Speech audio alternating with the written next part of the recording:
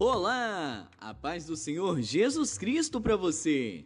Você está ouvindo o Pão Diário. Hoje é dia 24 de janeiro. A leitura de hoje é Gênesis 25, Mateus 24, Ester 1 e Atos 24.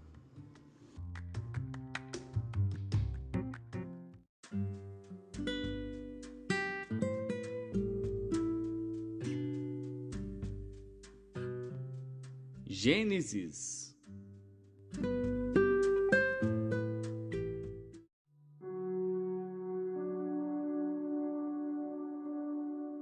Gênesis, capítulo 25. E Abraão tomou outra mulher, e o seu nome era Quetura, e deu-lhe à luz Zinrã, Joquizã, Medã, Midian, Gisbaque e Suá. E Joquizã gerou Seba e Dedã. E os filhos de Dedã foram Assurim, Letuzim e Leumim. E os filhos de Midian foram Efá, Efer, Enoque, Abida e Elda. Estes todos foram filhos de Quetura. Porém Abraão deu tudo o que tinha a Isaque. Mas aos filhos das concubinas que Abraão tinha, deu Abraão presentes. E vivendo ele ainda, despediu-os do seu filho Isaque, enviando-os ao oriente, para a terra oriental. Estes, pois, são os dias dos anos da vida de Abraão, que viveu 175 anos. E Abraão expirou, morrendo em boa velhice, velho e farto de dias, e foi congregado ao seu povo. E Isaque e Ismael, seus filhos, sepultaram-no na cova de Macpela, no campo de Efron, filho de Zoar, Eteu, que estava em frente de Manre, o campo que Abraão comprara aos filhos de Et. Ali está sepultado Abraão e Sara, sua mulher. E aconteceu depois da morte de Abraão, que Deus abençoou a Isaque seu filho, e habitava Isaque junto ao poço Beer-Laai-Roi. Estas, porém, são as gerações de Ismael, filho de Abraão, que a serva de Sara, Agar, egípcia, deu a Abraão. E estes são os nomes dos filhos de Ismael, pelos seus nomes, segundo as suas gerações.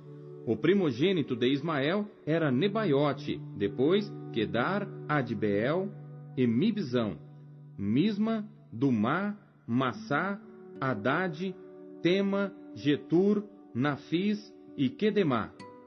Estes são os filhos de Ismael, e estes são seus nomes pelas suas vilas e pelos seus castelos, 12 príncipes segundo as suas famílias.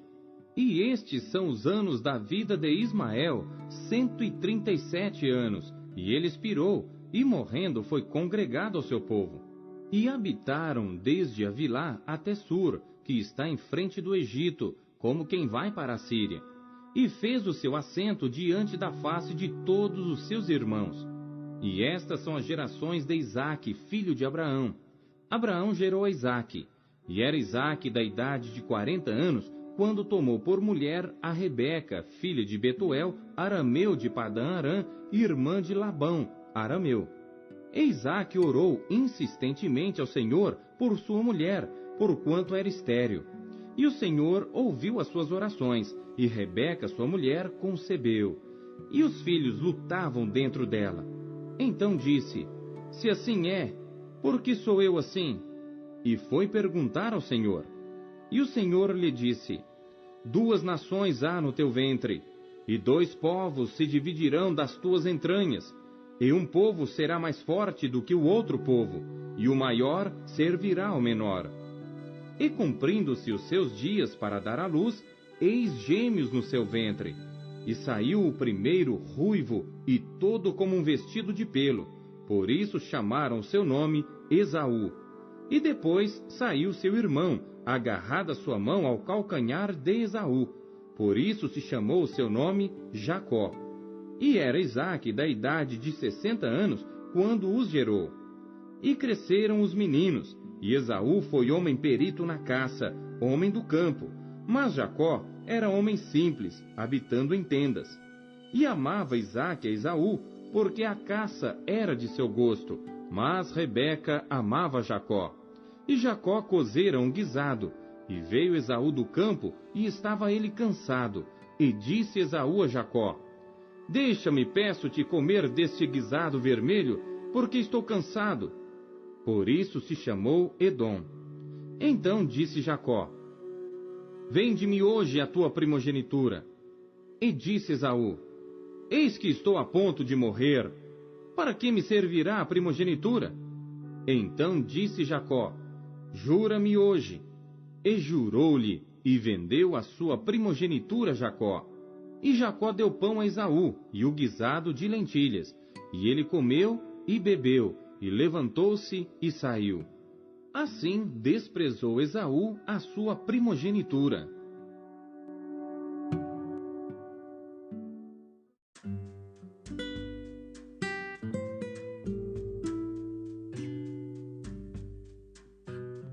Mateus.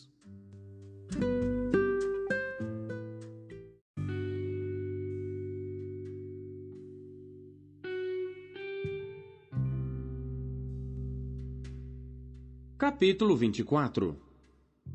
E quando Jesus ia saindo do templo, aproximaram-se dele os seus discípulos para lhe mostrarem a estrutura do templo. Jesus, porém, lhes disse: Não vedes tudo isto? Em verdade vos digo que não ficará aqui pedra sobre pedra que não seja derrubada. E estando assentado no Monte das Oliveiras, chegaram-se a ele os seus discípulos em particular, dizendo: Dize-nos, quando serão essas coisas? E que sinal haverá da tua vinda e do fim do mundo? E Jesus, respondendo, disse-lhes: Acautelai-vos, que ninguém vos engane. Porque muitos virão em meu nome, dizendo: Eu sou o Cristo, e enganarão a muitos. E ouvireis de guerras e de rumores de guerras. Olhai, não vos assusteis, porque é mister que isso tudo aconteça, mas ainda não é o fim. Porquanto se levantará nação contra nação, e reino contra reino, e haverá fomes e pestes e terremotos em vários lugares. Mas todas estas coisas são o princípio de dores. Então vos hão de entregar para serdes atormentados, e matar-vos-ão, e sereis odiados de todas as nações por causa do meu nome. Nesse tempo, muitos serão escandalizados, e trair-se-ão uns aos outros, e uns aos outros se odiarão. E surgirão muitos falsos profetas, e enganarão a muitos. E por se multiplicar a iniquidade, o amor de muitos esfriará. Mas aquele que perseverar até ao fim será salvo. E este evangelho do reino será pregado em todo o mundo, em testemunho a todas as nações, e então virá o fim. Quando, pois, virdes que a abominação da desolação, de que falou o profeta Daniel, está no lugar santo, quem lê, atenda. Então os que estiverem na Judéia, fujam para os montes. E quem estiver sobre o telhado, não desça a tirar alguma coisa de sua casa.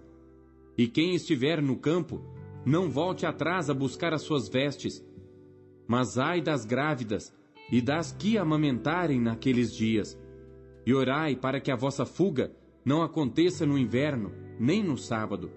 Porque haverá então grande aflição, como nunca houve desde o princípio do mundo até agora, nem tampouco há de haver. E se aqueles dias não fossem abreviados, nenhuma carne se salvaria. Mas por causa dos escolhidos, serão abreviados aqueles dias. Então, se alguém vos disser: Eis que o Cristo está aqui, ou ali, não lhe deis crédito, porque surgirão falsos cristos e falsos profetas, e farão tão grandes sinais e prodígios, que, se possível fora, enganariam até os escolhidos. Eis que eu vou-lo tenho predito. Portanto, se vos disserem: Eis que ele está no deserto, não saiais. Eis que ele está no interior da casa, não acrediteis. Porque assim como o relâmpago sai do oriente e se mostra até ao ocidente, assim será também a vinda do Filho do Homem. Pois onde estiver o cadáver, aí se ajuntarão as águias. E logo depois da aflição daqueles dias, o sol escurecerá, e a lua não dará a sua luz, e as estrelas cairão do céu, e as potências dos céus serão abaladas. Então aparecerá no céu o sinal do Filho do Homem, e todas as tribos da terra se lamentarão, e verão o Filho do Homem vindo sobre as nuvens do céu, com poder e grande glória. E ele enviará os seus anjos com rijo clamor de trombeta, os quais ajuntarão os seus escolhidos desde os 4 ventos, de uma à outra extremidade dos céus. Aprendei, pois, esta parábola da figueira. Quando já os seus ramos se tornam tenros e brotam folhas, sabeis que está próximo o verão. Igualmente, quando virdes todas estas coisas, sabei que ele está próximo, às portas. Em verdade vos digo que não passará esta geração sem que todas estas coisas aconteçam. O céu e a terra passarão, mas as minhas palavras não hão de passar. Mas daquele dia e hora ninguém sabe, nem os anjos do céu, mas unicamente meu Pai. E como foi nos dias de Noé, assim será também a vinda do Filho do Homem. Porquanto assim como nos dias anteriores ao dilúvio, comiam, bebiam, casavam e davam-se em casamento, até ao dia em que Noé entrou na arca, e não o perceberam, até que veio o dilúvio, e os levou a todos. Assim será também a vinda do Filho do Homem. Então, estando 2 no campo, será levado um e deixado o outro. Estando 2 moendo no moinho, será levada uma e deixada a outra. Vigiai, pois, porque não sabeis a que hora há de vir o vosso Senhor. Mas considerai isto: se o pai de família soubesse a que vigília da noite havia de vir o ladrão, vigiaria e não deixaria minar a sua casa. Por isso estai vós apercebidos também, porque o Filho do Homem há de vir à hora em que não penseis. Quem é, pois, o servo fiel e prudente que o seu senhor constituiu sobre a sua casa para dar o sustento a seu tempo? Bem-aventurado aquele servo que o seu senhor, quando vier, achar servindo assim. Em verdade vos digo que o porá sobre todos os seus bens. Mas se aquele mau servo disser no seu coração: o meu senhor tarde virá, e começar a espancar os seus conservos, e a comer e a beber com os ébrios, virá o senhor daquele servo num dia em que o não espera, e à hora em que ele não sabe, e separá-lo-á, e destinará a sua parte com os hipócritas. Ali haverá pranto e ranger de dentes.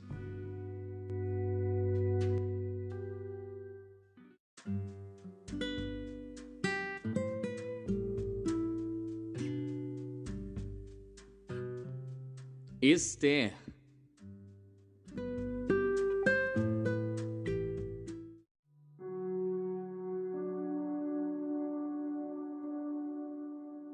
Esther, capítulo 1. E sucedeu, nos dias de Assuero, o Assuero que reinou desde a Índia até Etiópia, sobre 127 províncias, que, assentando-se o rei Assuero no trono do seu reino, que estava na fortaleza de Susã, no 3º ano do seu reinado, fez um banquete a todos os seus príncipes e seus servos, estando assim perante ele o poder da Pérsia e Média e os nobres e príncipes das províncias, para mostrar as riquezas da glória do seu reino e o esplendor da sua excelente grandeza por muitos dias, a saber, 180 dias. E acabados aqueles dias, fez o rei um banquete a todo o povo que se achava na fortaleza de Susã, desde o maior até ao menor, por 7 dias, no pátio do jardim do Palácio Real. As tapeçarias eram de pano branco, verde e azul celeste, pendentes de cordões de linho fino e púrpura, e argolas de prata e colunas de mármore. Os leitos de ouro e de prata, sobre um pavimento de mármore vermelho e azul e branco e preto. E dava-se de beber em copos de ouro, e os copos eram diferentes uns dos outros. E havia muito vinho real, segundo a generosidade do rei. E o beber era por lei, sem constrangimento, porque assim tinha ordenado o rei expressamente a todos os oficiais da sua casa, que fizessem conforme a vontade de cada um. Também a rainha Vasti deu um banquete às mulheres na casa real do rei Assuero. E ao 7º dia, estando já o coração do rei alegre do vinho, mandou a Meumã, Bista, Arbona, Bigtá, Abagta, Zetar e Carcas, os 7 camareiros que serviam na presença do rei Assuero, que introduzissem na presença do rei a rainha Vasti com a coroa real, para mostrar aos povos e aos príncipes a sua beleza, porque era formosa à vista. Porém a rainha Vasti recusou vir conforme a palavra do rei, por meio dos camareiros. Assim o rei muito se enfureceu e acendeu nele a sua ira. Então perguntou o rei aos sábios que entendiam dos tempos, porque assim se tratavam os negócios do rei na presença de todos os que sabiam a lei e o direito, e os mais chegados a ele eram Carcena, Setar, Adimata, Tarsis, Meres, Marcena e Memucã, os 7 príncipes dos persas e dos medos, que viam a face do rei e se assentavam como principais no reino, o que, segundo a lei, se devia fazer a rainha Vasti por não ter obedecido ao mandado do rei Assuero por meio dos camareiros. Então disse Memucã na presença do rei e dos príncipes: não somente contra o rei pecou a rainha Vasti, porém também contra todos os príncipes e contra todos os povos que há em todas as províncias do rei Assuero, porque a notícia do que fez a rainha chegará a todas as mulheres, de modo que aos seus olhos desprezarão a seus maridos quando ouvirem dizer: mandou o rei Assuero que introduzissem à sua presença a rainha Vasti, porém ela não veio. E neste mesmo dia, as senhoras da Pérsia e da Média, ouvindo o que fez a rainha, dirão o mesmo a todos os príncipes do rei, e assim haverá muito desprezo e indignação. Se bem parecer ao rei, saia da sua parte um edito real, e escreva-se nas leis dos persas e dos medos, e não se revogue, a saber, que Vasti não entre mais na presença do rei Assuero, e o rei dê o reino dela a outra que seja melhor do que ela. E ouvindo-se o mandado que o rei decretara em todo o seu reino, porque é grande, todas as mulheres darão honra a seus maridos, desde a maior até a menor. E pareceram bem estas palavras aos olhos do rei e dos príncipes, e fez o rei conforme a palavra de Memucã. Então enviou cartas a todas as províncias do rei, a cada província segundo a sua escrita, e a cada povo segundo a sua língua, que cada homem fosse senhor em sua casa, e que se falasse conforme a língua do seu povo.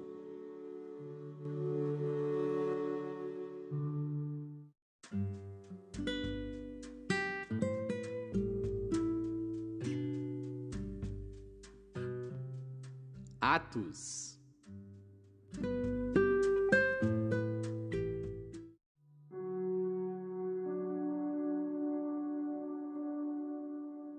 Capítulo 24. E 5 dias depois, o sumo sacerdote Ananias desceu com os anciãos e um certo Tértulo, orador, os quais compareceram perante o presidente contra Paulo. E sendo chamado Tértulo, começou a acusá-lo, dizendo: visto como por ti temos tanta paz, e por tua prudência se fazem a este povo muitos e louváveis serviços, sempre e em todo lugar, ó potentíssimo Félix, com todo o agradecimento o queremos reconhecer. Mas, para que não te detenha muito, rogo-te que, conforme a tua equidade, nos ouças por pouco tempo. Temos achado que este homem é uma peste e promotor de sedições entre todos os judeus por todo o mundo, e o principal defensor da seita dos nazarenos, o qual intentou também profanar o templo, e nós o prendemos e, conforme a nossa lei, o quisemos julgar. Mas, sobrevindo o tribuno Lísias, no-lo tirou de entre as mãos com grande violência, mandando aos seus acusadores que viessem a ti, e dele, tu mesmo examinando-o, poderás entender tudo o de que o acusamos. E também os judeus o acusavam, dizendo serem estas coisas assim. Paulo, porém, fazendo-lhe o presidente sinal que falasse, respondeu: porque sei que já vai para muitos anos que desta nação és juiz, com tanto melhor ânimo respondo por mim. Pois bem pode saber que não há mais de 12 dias que subi a Jerusalém a adorar, e não me acharam no templo falando com alguém, nem amotinando o povo nas sinagogas, nem na cidade. Nem tampouco podem provar as coisas de que agora me acusam. Mas confesso-te isto que, conforme aquele caminho que chamam seita, assim sirvo ao Deus de nossos pais, crendo tudo quanto está escrito na lei e nos profetas, tendo esperança em Deus, como estes mesmos também esperam, de que há de haver ressurreição de mortos, assim dos justos como dos injustos. E por isso, procuro sempre ter uma consciência sem ofensa, tanto para com Deus como para com os homens. Ora, muitos anos depois, vim trazer à minha nação esmolas e ofertas. Nisto me acharam já santificado no templo, não em ajuntamentos, nem com alvoroços, uns certos judeus da Ásia, os quais convinha que estivessem presentes perante ti e me acusassem se alguma coisa contra mim tivessem. Ou digam estes mesmos se acharam em mim alguma iniquidade, quando compareci perante o conselho, a não ser estas palavras que, estando entre eles, clamei: hoje sou julgado por vós acerca da ressurreição dos mortos. Então Félix, havendo ouvido estas coisas, lhes pôs dilação, dizendo: havendo-me informado melhor deste caminho, quando o tribuno Lísias tiver descido, então tomarei inteiro conhecimento dos vossos negócios. E mandou ao centurião que o guardasse em prisão, tratando-o com brandura, e que a ninguém dos seus proibisse servi-lo ou vir ter com ele. E alguns dias depois, vindo Félix com sua mulher Drusila, que era judia, mandou chamar a Paulo, e ouviu-o acerca da fé em Cristo. E tratando ele da justiça e da temperança e do juízo vindouro, Félix, espavorido, respondeu: por agora vai-te, e em tendo oportunidade te chamarei. Esperando ao mesmo tempo que Paulo lhe desse dinheiro para que o soltasse, pelo que também muitas vezes o mandava chamar e falava com ele. Mas passados 2 anos, Félix teve por sucessor a Pórcio Festo, e querendo Félix comprazer aos judeus, deixou a Paulo preso.